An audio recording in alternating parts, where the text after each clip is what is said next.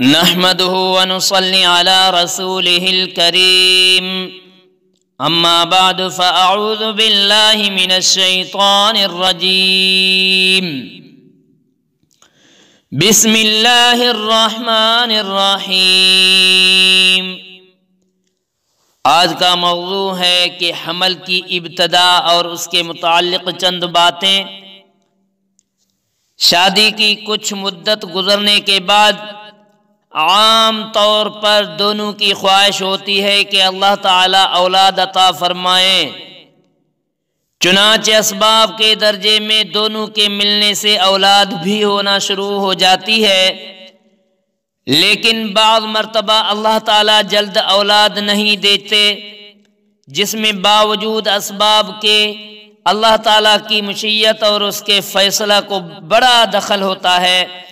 اس لیے اس پر انہیں مایوس اور نا امید نہ ہونا چاہیے۔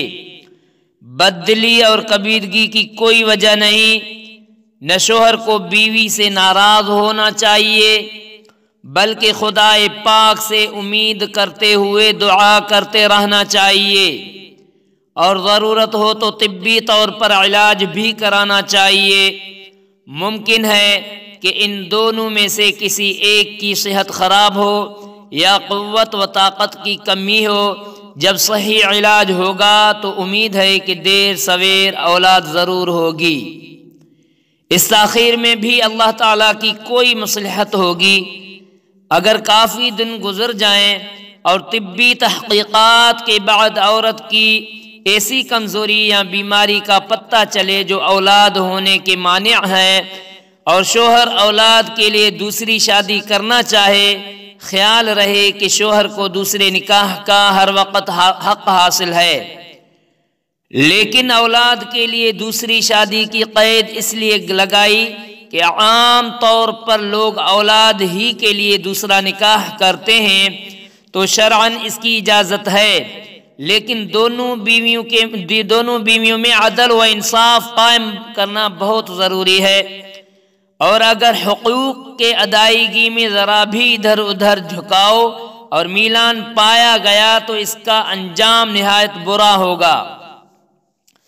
حدیث میں فرمایا گیا ہے کہ جس کی دو بیویاں ہوں اور وہ ان میں سے کسی ایک کی طرف جھک گیا اور اس کا زیادہ خیال رکھا تو قیامت کے دن اس حال میں آئے گا کہ اس کا جسم جھکا ہوا ہوگا۔ لوگ اس کے جسم کے جھکاؤ کو دیکھ کر سمجھ جائیں گے کہ یہ مجرم ہے اور اس نے بیویوں کے درمیان انصاف نہیں کیا۔ اس لیے کئی بیویاں ہوں تو سب کا برابر خیال رکھنا ضروری ہے۔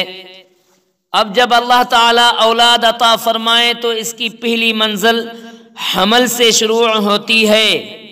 حمل کا ہونا مختلف علامتوں سے ظاہر ہوتا ہے، جس میں اہم علامت ماہواری خون حیض کا بند ہو جانا ہے، اور بسا اوقات عورتوں کو متلی اور قے وغیرہ کی شکایت شروع ہو جاتی ہے۔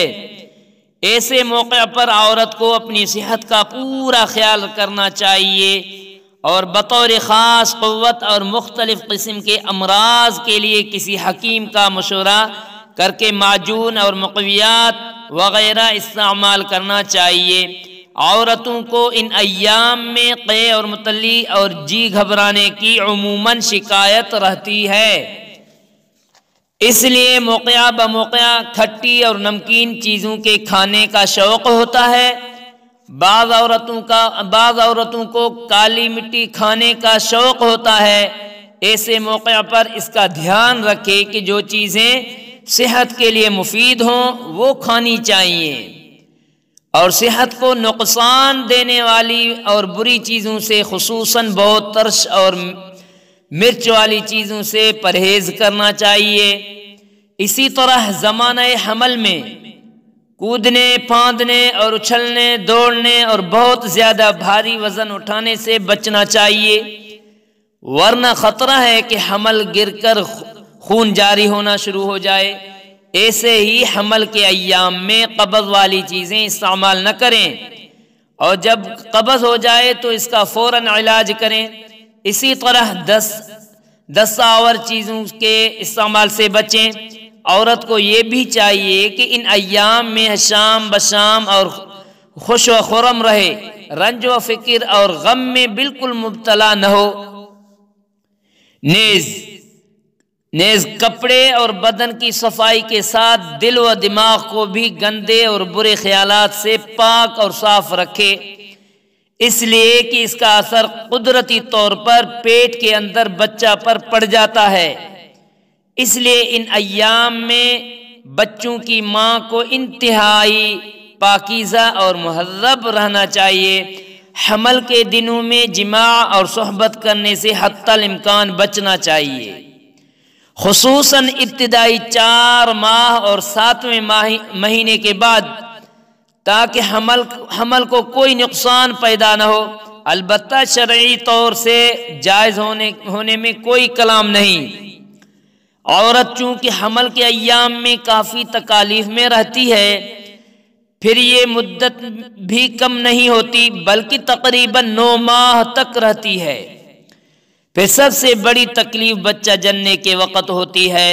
چنانچہ قرآن کریم میں ماں کی اہمیت اور اس کی عظمت بتانے کے لیے ان تکلیفوں کا خاص طور سے ذکر کیا ہے کہ چنانچہ فرماتے ہیں حملتہ امہ وہنا علی وہن، ترجمہ اس کی ماں نے اس کو اپنے پیٹ میں اٹھائے رکھا، کمزوری پر کمزوری برداشت کر کے۔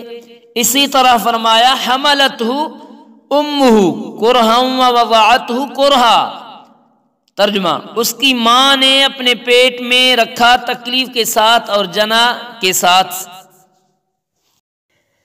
اور چونکہ تکلیف ایک بچہ کی وجہ سے ہے اور وہ بچہ خدا کا مومن بندہ ہوگا، رسول اللہ صلی اللہ علیہ وسلم کی امت میں اضافہ کا باعث ہوگا، دینداری داعی حق ہوگا، اس لیے حدیث پاک میں ثواب بھی بیان فرمایا گیا۔ چنانچہ رسول اللہ صلی اللہ علیہ وسلم فرماتے ہیں عورت زمانہ حمل سے لے کر دودھ چھڑانے تک اس غازی کی طرح ہے جو سرحدوں کی نگرانی کرتا ہے، اور ایسے غازی کا بڑا ثواب ہے۔ اسی طرح حدیث پاک میں ہے کہ عورت کا اگر درد زہ میں انتقال ہو تو وہ شہید کہلائے گی۔ اس لیے عورت کو حمل اور درد زہ کی تکلیفوں کو ہنسی اور خوشی برداشت کرنا چاہیے۔ یہ فقط انسانی خواہش کی تکمیل نہیں بلکہ اس پر اسے بڑا ثواب ملے گا۔ ہاں، بعض مرتبہ اولاد کافی ہو جاتی ہے اور ابھی پہلا بچہ دودھ پیتا ہے، یا بیوی کی صحت کمزور ہے اور تقاضا یہ ہے کہ اگلا بچہ جلدی نہ ہو بلکہ کچھ تاخیر ہو جائے، تو اس کے لیے کچھ صورتیں شریعت نے جائز رکھی ہیں جس میں نہ مرد کو نقصان ہو نہ عورت کو۔ اس میں ایک صورت عزل کی ہے، یعنی بیوی سے جماع کر کے جب انزال منی نکلنے کا وقت آئے تو اس سے علیحدہ ہو جائے تاکہ منی باہر نکالے۔ اسی طرح ایک حکیم صاحب نے یہ طریقہ لکھا ہے کہ عورت صحبت کے بعد فوراً الٹی لیٹ جائے یا فوراً کھڑے ہو کر الٹے پیر چلنے لگے، اس سے بھی حمل قرار نہیں پائے گا۔ گویا ایسی صورتوں کے اختیار کرنے کی شریعت نے اجازت دی ہے جس میں وقتی طور پر حمل قرار نہ پائے اور مرد و عورت کسی کو نقصان نہ ہو۔ آج کل جونس